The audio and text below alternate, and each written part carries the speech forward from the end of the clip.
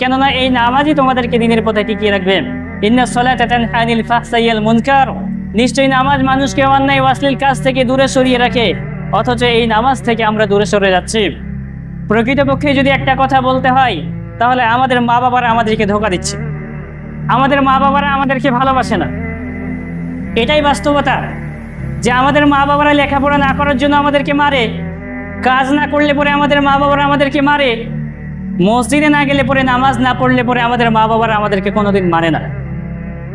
আমাদের মা বাবারা আমাদেরকে ধোঁকা দিচ্ছে, প্রকৃতপক্ষে ভালোবাসে না। যদি আমাদের মা বাবারা আমাদেরকে ভালোবাসতো, আমাদের মা বাবারা আমাদেরকে জোর করে হলেও জাহান্নাম থেকে বাঁচানোর জন্য মসজিদে পাঠাতো। 60 বছরের জীবনে আপনাকে আপনার জন্য ভোগ বিলাসের জন্য যত যা লাগে সেটা করে রাখার চাইতে আপনাকে অনন্ত জীবনে জাহান্নাম থেকে বাঁচানোটা অনেক ভালো না?